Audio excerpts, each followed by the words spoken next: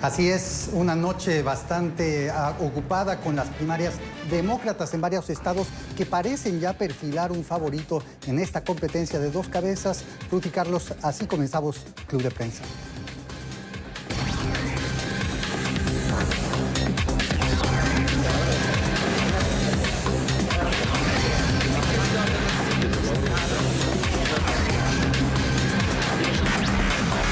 Club de Prensa con Gustavo Alegre.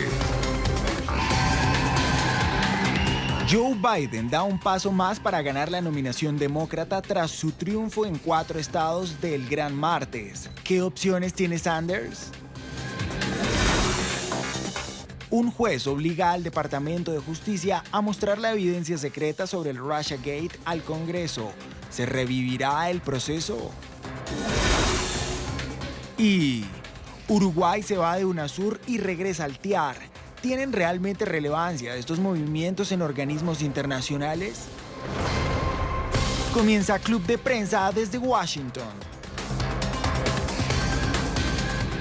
¿Qué tal? Buenos días. Aquí los recibimos en Club de Prensa, el programa más importante con los analistas de la actualidad, periodistas y académicos aquí en esta capital de Washington, D.C.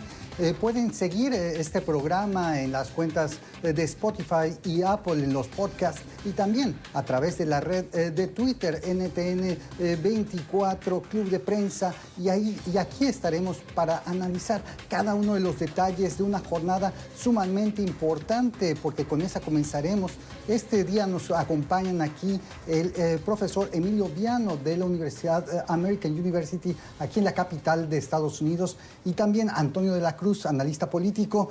El tema electoral está sumamente candente en Estados Unidos. Las primarias se desarrollan dentro del Partido Demócrata y ayer hubo lo que se conoció como el mini martes, una elección primaria en al menos 6 estados del país y donde un triunfo en al menos 3 de los estados por parte de Joe Biden, el ex vicepresidente de la época de Barack Obama, al frente se coloca en estos estados, pues prácticamente dejando un poco atrás ya a el señor Bernie Sanders, el senador independiente por Vermont, quien logró el triunfo en el estado de Dakota del Norte. Y sin embargo, Joe Biden obtuvo al menos los triunfos en el estado de Michigan, en el estado de Mississippi y en el estado de Missouri. Se necesita acumular más de 1.919 delegados en todos los estados que están en disputa para lograr la candidatura, y el señor Biden ya tiene más de 800.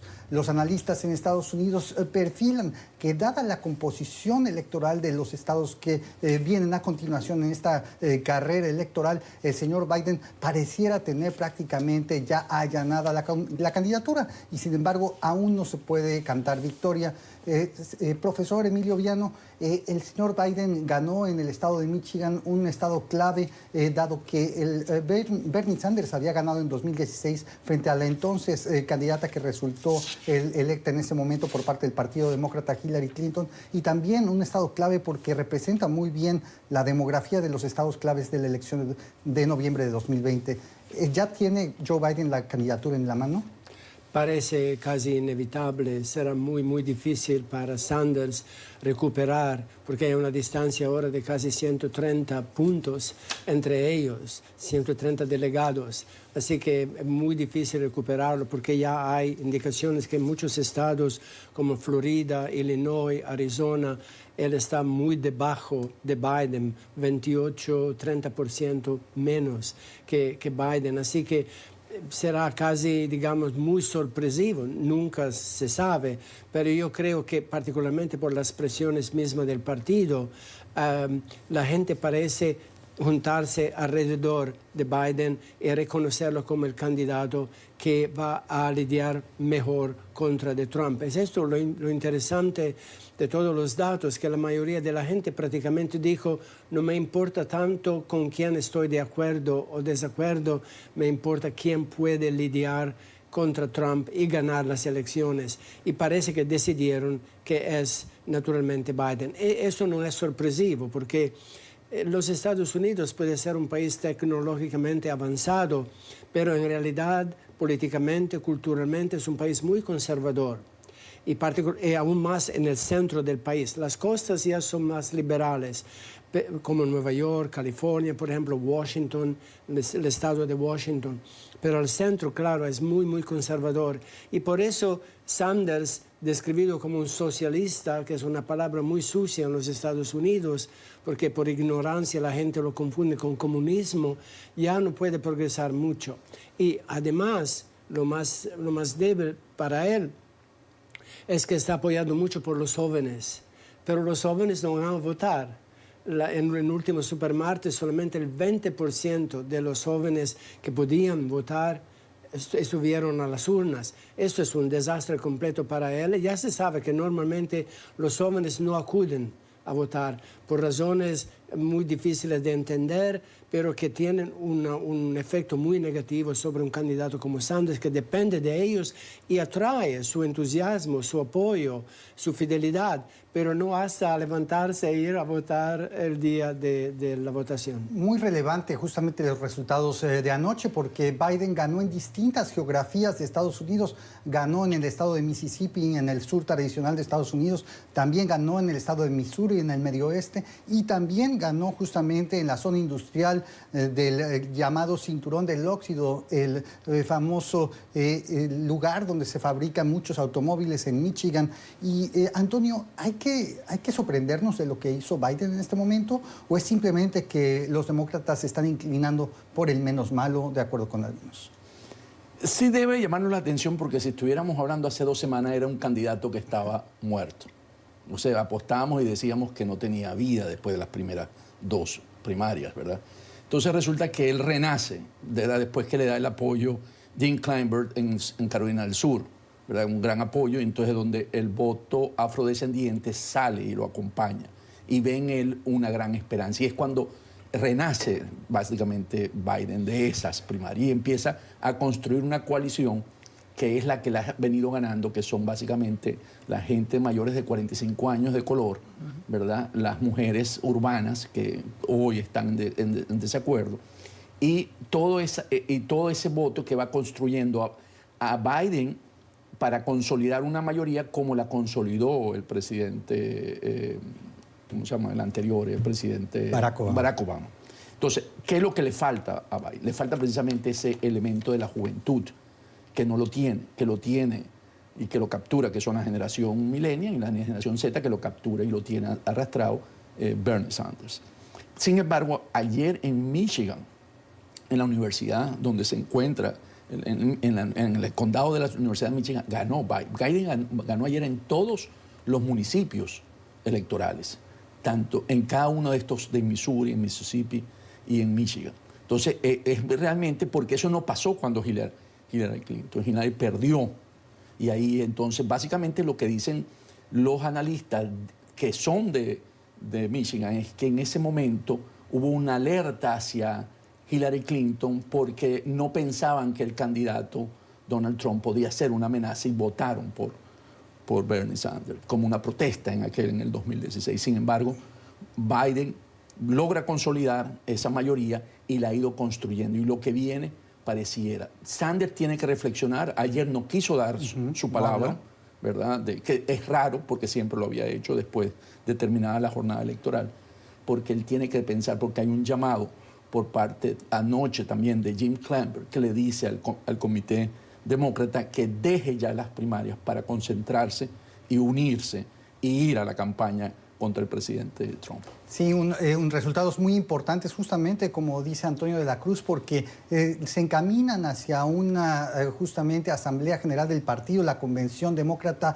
en julio próximo en la ciudad de Milwaukee, en Wisconsin, donde deberán elegir al candidato. Muchos hace 2 semanas se hablaba de que podría haber una convención muy divisiva, pero ahora prácticamente está ya consolidado en al menos 2 candidatos, justamente las preferencias de los votantes demócratas, y sin embargo hay que decir que sorprende el mal desempeño del señor Sanders justamente en Michigan, dado que es un estado que él ganó a Hillary Clinton en 2016 y que además justamente perfilaba en principio un electorado que él busca atraer, que es básicamente el blanco de clase trabajadora, donde aparentemente un mensaje un poco más populista pudiera haber resonado.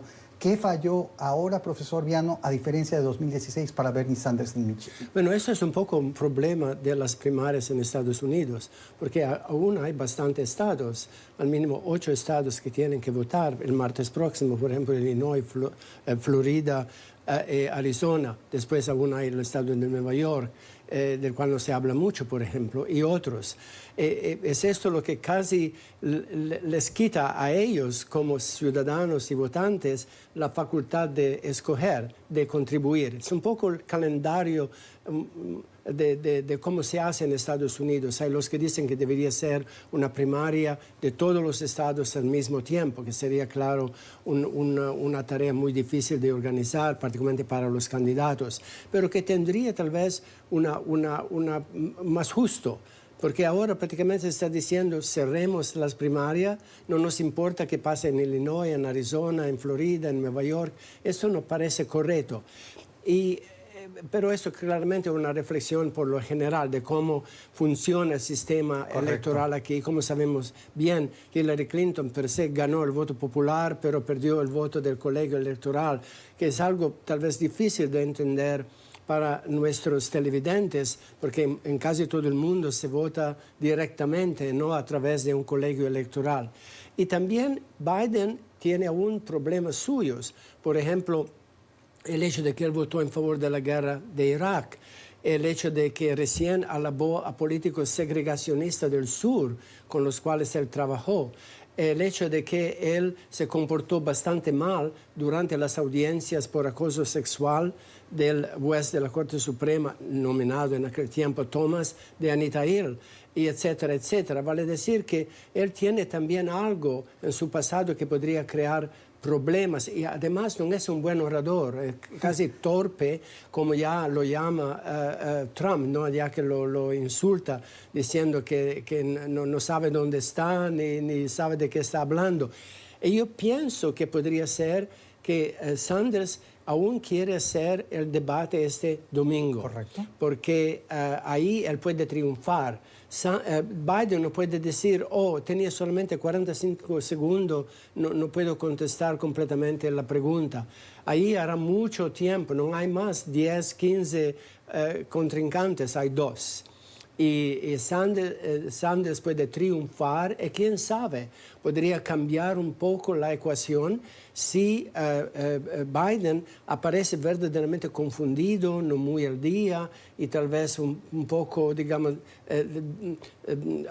atorpeado por su edad y su manera de ver las cosas. Pero Antonio, hace apenas unas semanas, 2 semanas y media, se hablaba prácticamente de la ola inevitable de Sanders arrasando al Partido Demócrata después de ese triunfo en los caucus de Nevada, justamente en el oeste de Estados Unidos. Se hablaba prácticamente con un temor de que prácticamente un senador independiente de corte socialista pudiera tomar a un centrista Partido Demócrata. ¿Cómo entender el desfonde del movimiento de Sanders en las últimas elecciones y particularmente en un estado de Michigan donde él había ganado en 2016? Para mí, Sanders comete un grave error cuando él hace las declaraciones sobre Cuba, sobre Fidel Castro y sobre la Unión Soviética. Yo creo que cuando él, de una manera genuina, yo creo que en eso él actúa genuinamente y es fiel a sus creencias, pero a veces en eso hay que ser político. El mensaje para el estadounidense medio conservador, ese es un mensaje que lo aísla, que lo preocupa, y el establishment demócrata tuvo que tener mucho temor ante ese planteamiento, y es cuando se empiezan a alinear alrededor, después de las primarias de Carolina del Sur, con ese triunfo tan contundente de Biden, y empiezan a consolidarse, ¿no? Alrededor de él, porque empiezan a buscar quién le puede ganar a Trump. Y entonces en ese concepto es como viene construyendo las mayorías Biden, porque Biden empieza a aparecer frente a Sanders, que es un candidato, si lo etiquetas de comunista o simpatizantes con las ideas comunistas, muy débil frente a Trump. Entonces, Biden es el que surge como una opción que podía ser competitiva frente al presidente Trump. Entonces yo creo que esa es una de las claves que hay que tomar en cuenta. Hay que decir que justamente el estado de Michigan es clave porque fue uno de los 3 estados de batalla que el presidente Trump ganó en las elecciones de 2016. Esos 3 estados que eran tradicionalmente una barrera demócrata, azules en el color que los caracteriza, eran Pensilvania, Wisconsin y Michigan. Michigan lo ganó el presidente Trump por apenas 10,000 votos.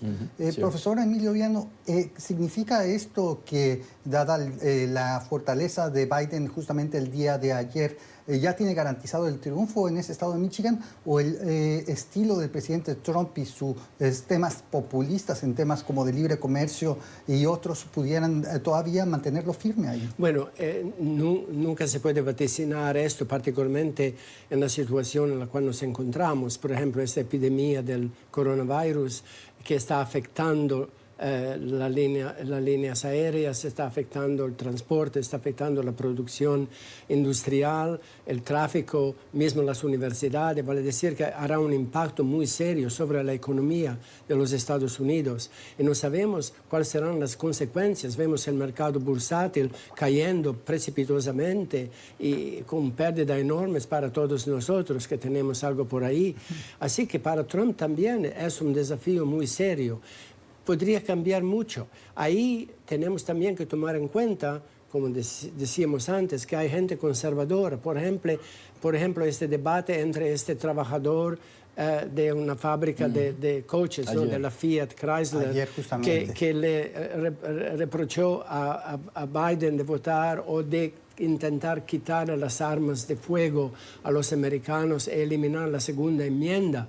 Hay un elemento muy importante ahí de gente que no tiene confianza y se puede explotar muy bien por Trump, que te van a quitar las armas de fuego, que van a eliminar la segunda enmienda. Esto no es tan importante en la costa oriental, en la costa occidental, pero el centro del país es cuestión de vida o muerte.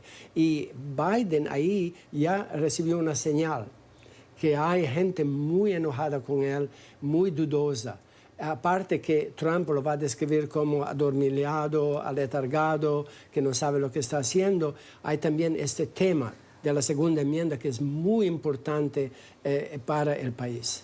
Lo hablaremos más adelante en el siguiente corte, pero es importante destacar la estructura de esta competencia electoral en 2020 porque el presidente Trump busca la reelección. Tradicionalmente los presidentes en Estados Unidos que buscan esa reelección tienen una ventaja de estar en el poder y el presidente Trump hasta antes de esta crisis del coronavirus podía verse una economía de alguna manera en auge. Ahora está en peligro y justamente es algo que analizaremos más adelante porque es un tema que tiene consecuencias políticas. Pero ya regresamos a Club de Prensa para analizar este y otros asuntos. Ya estamos de vuelta aquí en Club de Prensa. Hay muchos temas en la mesa, pero no queremos dejar de abordar el tema del que se habla en todo el mundo, el tema del coronavirus, el COVID-19 que ha tenido efectos devastadores para la economía mundial. Y empezaremos analizando la situación, cómo se desenvuelve justamente en China. Ahí el presidente de esa nación, Xi Jinping, visitó por primera vez la zona justamente cero de esta epidemia, la ciudad de Wuhan. Recordemos, en China más de 80,000 casos han sido detectados de esta epidemia y más de 3,000 personas han muerto.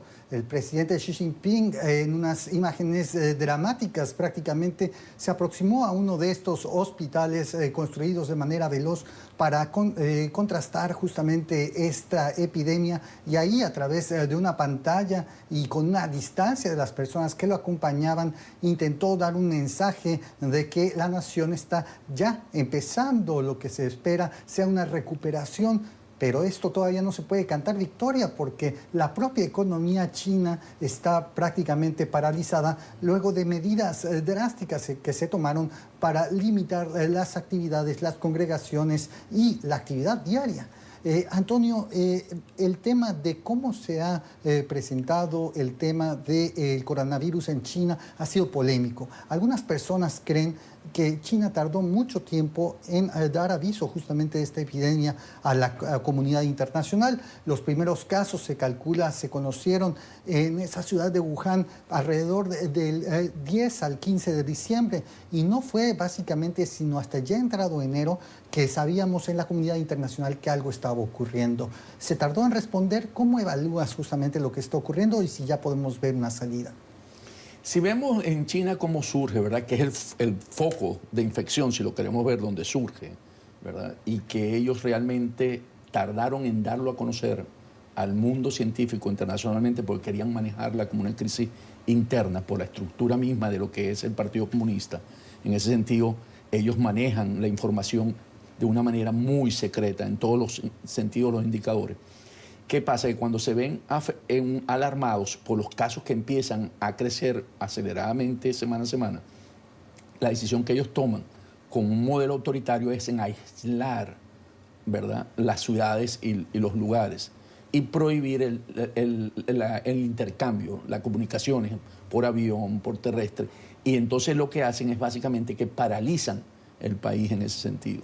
Y entonces de esa manera van atacando el virus, pero detectando cuándo se está produciendo y además a través del control social de la gente, porque la gente tenía que escanear con su teléfono o tiene que escanear el lugar en que se encuentra un código QR. Eso le permite detectar muy rápidamente dónde está cada uno y si hay un contagio, una vez son localizados. Entonces, en ese sentido, ellos tienen un gran control social sobre la población, aislamiento, y por supuesto las pruebas para poder determinarlo. Ellos estaban haciendo alrededor de 250.000 pruebas para saber si tú tenías el virus. Entonces, esos elementos y el de la fiebre, que lo empezaron a usar como un elemento primario para poder determinar si tenía o no el virus, le permitieron atacarlo rápidamente. Entonces, China hoy presenta su modelo como un modelo de éxito cuando en el mundo empieza a surgir fuertemente, como en Italia, que también está tomando la misma medida de cerrar, ¿verdad?, de aislarse, ¿verdad?, y que ya empieza a estar esparcido en casi todos los países del mundo. Entonces, en ese sentido, China dice que su modelo es un modelo de éxito y el presidente Xi Jinping va hacia los lugares para mostrar por qué fue criticado originalmente por la manera como atacó la epidemia. Mientras en China se empieza a hablar de una salida, aunque todavía no se puede cantar victoria, en Estados Unidos estamos empezando justamente a tomar en realidad las dimensiones que puede tomar este virus aquí en esta nación. Más de 1.000 personas detectadas como casos y más de 30 personas ya muertas a través de esta infección. Profesor Emilio Viano, ¿cómo se compara justamente el manejo de la crisis que hizo China con lo que hace, por ejemplo, el gobierno de Estados Unidos y otras naciones democráticas de Occidente? Bueno, por lo general se podría decir que es el precio de la libertad. Vale decir que cuando hay un gobierno y un sistema totalitario, dictatorial, claramente se puede controlar mejor, porque vimos ahí que hubo cuarentenas masivas, estrictos controles y también restricciones de movimiento que no se aceptarían fácilmente en un país más libre. Y aún no sabemos en realidad lo que pasó, cuántos murieron de verdad y cuál es la situación realmente ahora. Digo esto porque hubo hace unos años una infección enorme con los puercos del país. La carne de puerco es muy importante para la mesa china y esta enfermedad de fiebre porcina mató a millones de animales en China, pero no se habló, no lo admitían, no lo permitían. Mismo los agricultores que perdieron animales y todos, supuestamente le deberían dar una recompensa. El gobierno local no lo admitía. Decía, murieron por otra causa y no lo denunciaron al mundo. Es esto lo que ellos hacen, ¿no?, de encubrimiento masivo. En este caso no pudieron porque la gente habla más que los puercos que están muriéndose, claro.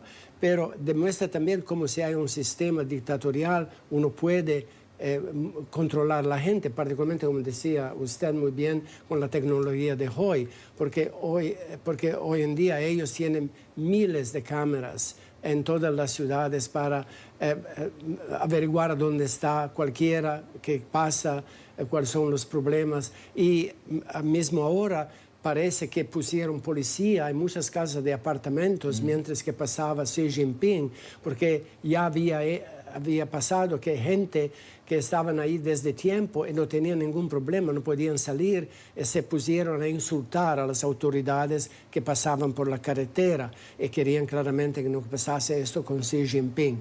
Así que se podría decir que nosotros pagamos un poco otra vez el precio de la libertad, en el sentido que es más difícil en nuestras comunidades tener un control tan definitivo. Por ejemplo, ahora dicen que ellos, y parece muy positivo per se, si quieren salir de casa tienen que presionar un botón sobre su teléfono celular que le da o el verde, que significa puedes salir, o el rojo que dice no puedes salir, tienes que quedarte en tu casa. Claramente son avances tecnológicos muy útiles, muy importantes, pero que significan también que saben a dónde estás exactamente, lo que puedes hacer o no, y si desobedeces ya te van a encontrar y tal vez a punir, lo que claramente es algo amenazante. Aquí, por razones también políticas, yo pienso, no hemos tomado esto en serio suficientemente. En mi opinión, y parece claro, para el presidente Trump, esta era una muy mala noticia.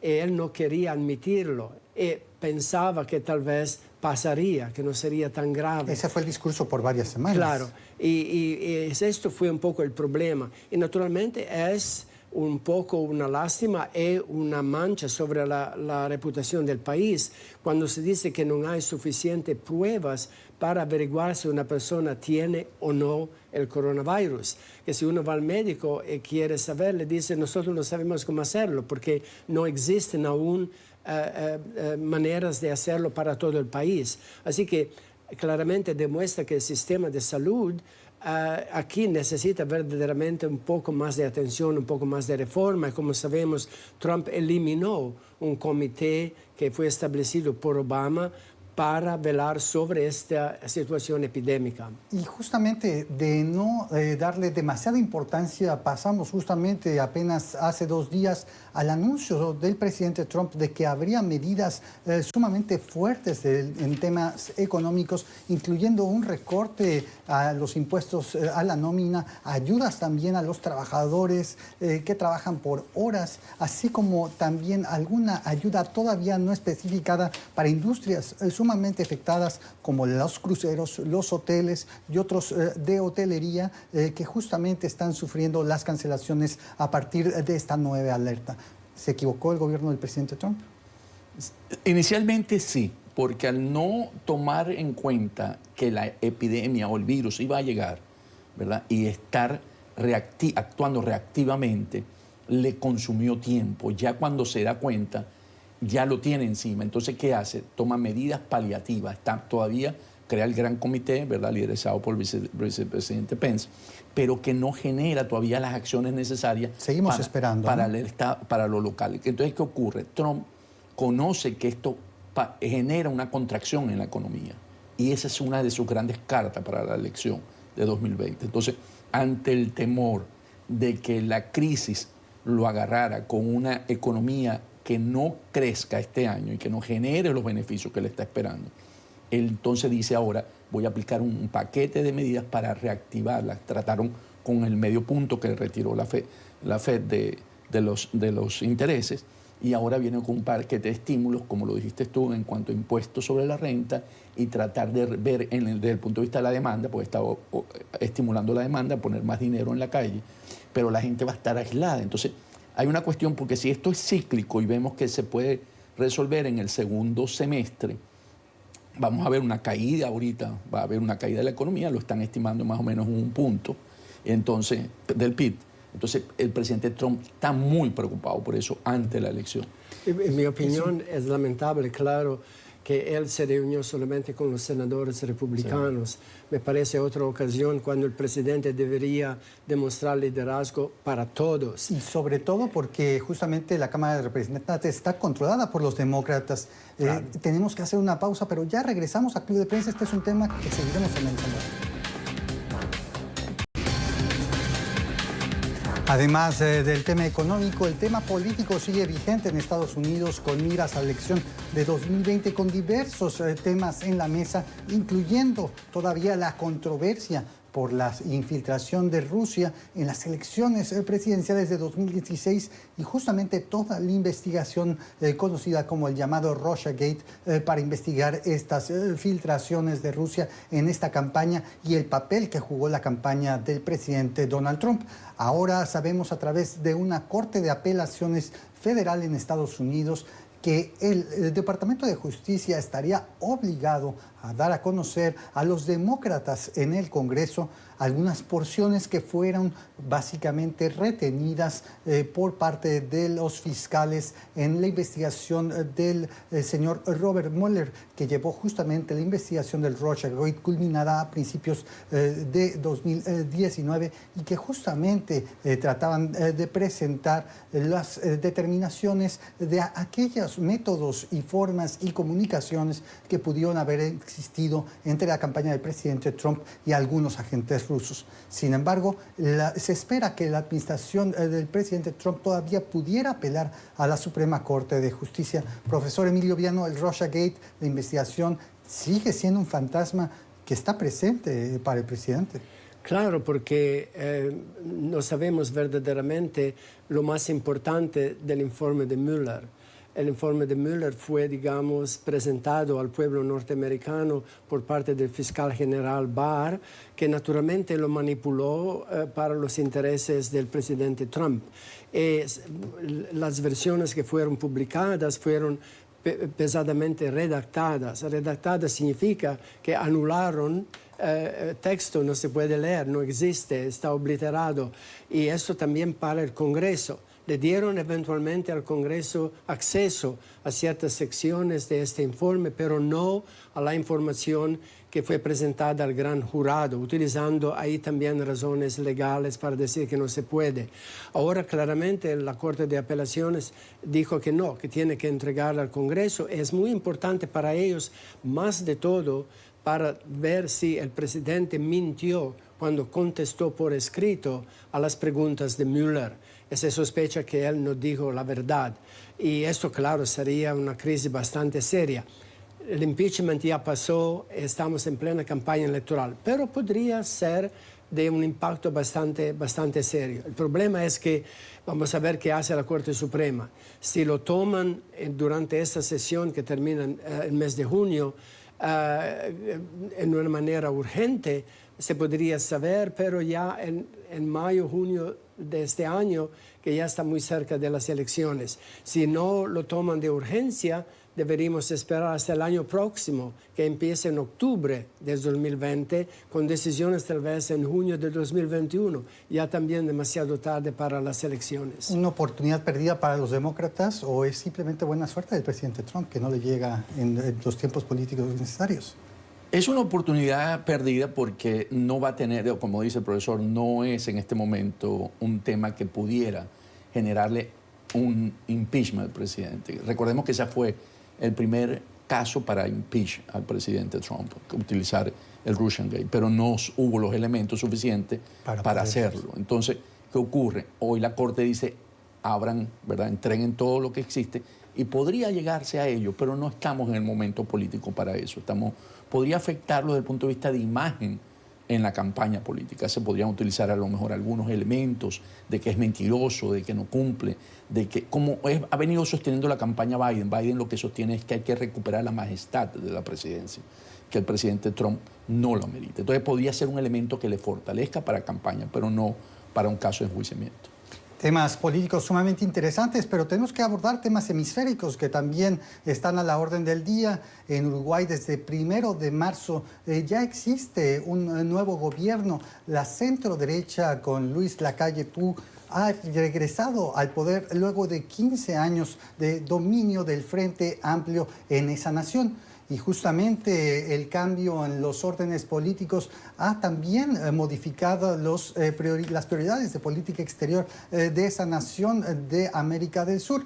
Y apenas esta semana se da a conocer básicamente que Uruguay sale de la llamada UNASUR, un organismo de integración regional concretado en 2008 por diversos países, pero del que en estos momentos ya prácticamente queda el cascarón, pues la mayor parte de los Estados miembros han abandonado. La primavera rosa de los gobiernos de izquierda en América Latina dieron origen a esta UNASUR, y ahora Uruguay incluso regresa al TIAR, un tratado de asistencia recíproca de defensa surgido tras la Segunda Guerra Mundial y que en principio estaría justamente listo para defender ante cualquier amenaza externa presente justamente en este hemisferio.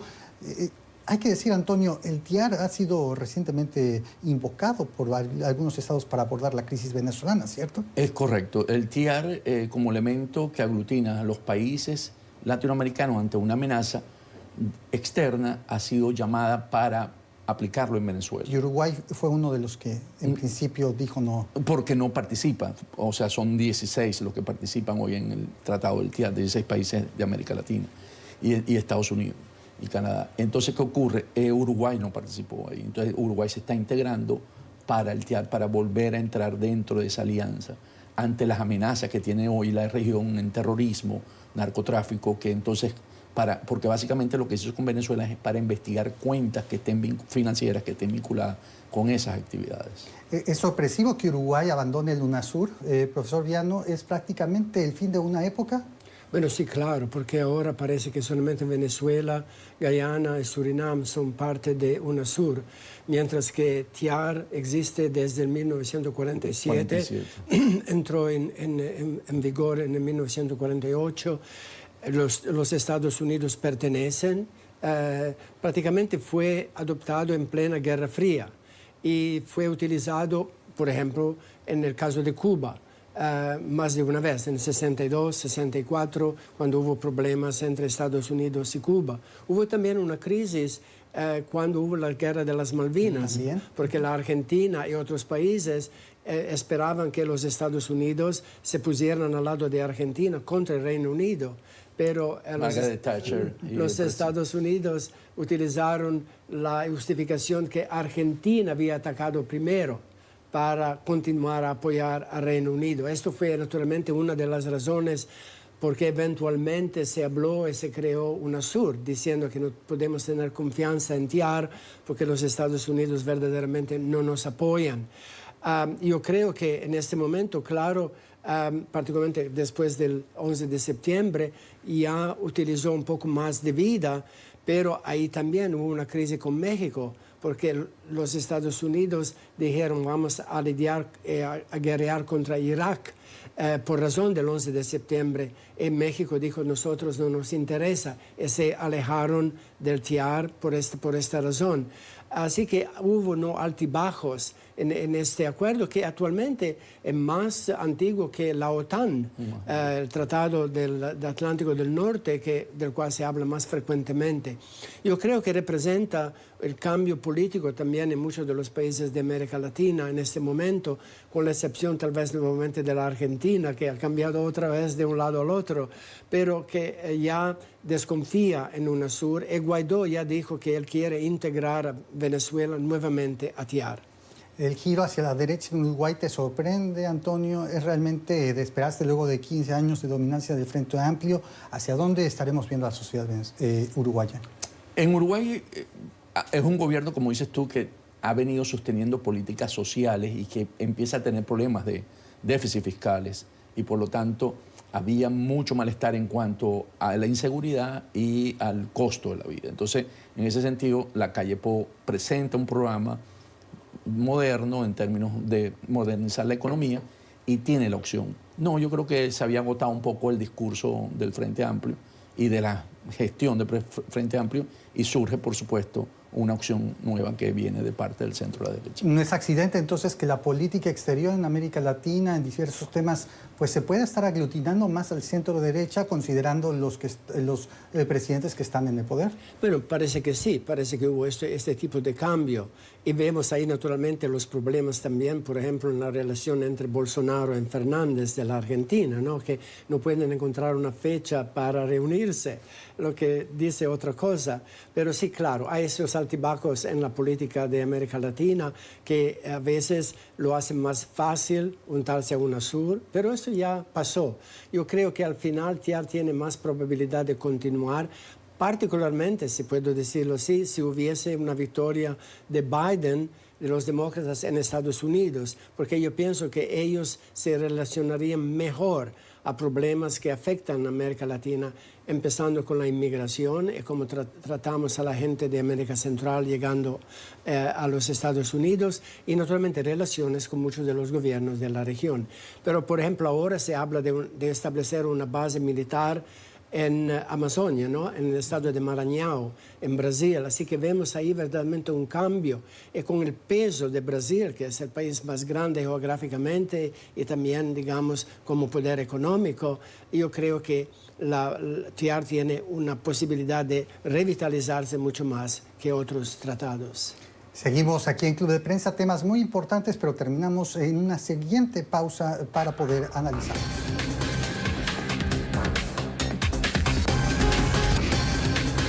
Estamos de vuelta aquí en Club de Prensa para hablar del tema petrolero, un asunto que estos últimos días ha dado que hablar, dado la caída en los precios del crudo alrededor del mundo, y esto se deriva de una crisis de los países productores en no ponerse de acuerdo exactamente en cómo responder a esta baja provocada por el virus de coronavirus que se esparce básicamente por todo el mundo y que aligera la producción económica. Antonio de la Cruz, usted tiene justamente una columna en el diario El Nacional donde detalla justamente la trama de lo que ocurrió este fin de semana.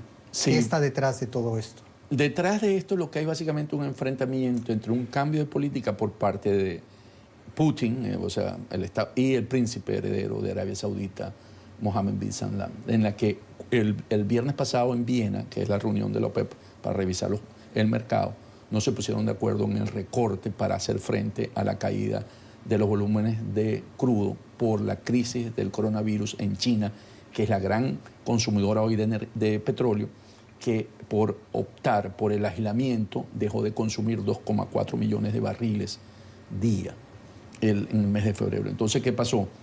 Que Putin, la política de recorte de producción, lo que ha favorecido es que el crecimiento de la producción petrolera en Estados Unidos, de los sectores del fracking, del shale gas y el shale oil, y se ha convertido hoy Estados Unidos en el primer productor mundial de crudo. Entonces, ante la amenaza de Putin, que tiene un proyecto político futuro, hoy se está hablando de que introdujo reformas en la Duma para quedarse hasta 2036.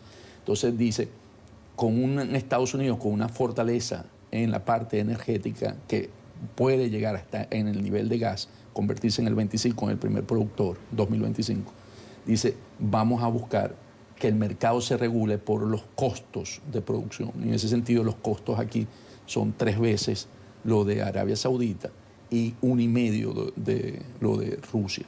Entonces, en ese sentido, el presidente bin Salman, el príncipe heredero, decidió ir a la guerra y redujo los contratos de abril para Oriente, en el caso de China y Japón, para Europa y para Estados Unidos, nunca visto en los últimos 20 años. Profesor Viano, tenemos muy poco tiempo, pero ¿qué le parece justamente estas tensiones geopolíticas? ¿Quién se impondrá al final de cuentas, Arabia o Rusia? Bueno, esto depende naturalmente del mercado interno también. Arabia Saudita claramente quiere ganar porque para ellos las entradas y la venta del petróleo le aseguran el poder, porque ellos están prácticamente comprando la lealtad de su gente, porque están pagando para casi todo. La gente de ahí no tiene que trabajar mucho para vivir muy bien. Y naturalmente lo mismo para Rusia, porque Rusia, por ejemplo, con el gas, controla no solamente la Rusia blanca, pero también muchos países de la Europa occidental están intentando de incrementar su venta de gas y petróleo a Europa, que le da la manera de tener Europa rehén de la provisión de gas si no se conforma con las políticas de Putin. Y afecta también todo esto, hablamos antes de Venezuela, porque ellos también dependen de la venta de petróleo, que se ha desplomado un 68% la producción de petróleo desde que Maduro se juramentó. 60% es comprado por Rosneft, que después lo vende a China y a Asia, y ahí también hay consecuencias enormes. Están regresando a niveles del PIB de producción del 1944, para decir que la pobreza se va a expandir aún más dramáticamente, también como consecuencia de esta guerra. Exacto. Bin Salman o Putin, una palabra. Bin Salman. Tenemos que dejarlo aquí. Veremos si los pronósticos de Antonio de la Cruz y del profesor Emilio Viano se cumplen en los próximos días. Esto ha sido todo por hoy aquí en Club de Prensa. Muchas gracias por acompañarnos. Síganos en las redes sociales en esta conversación.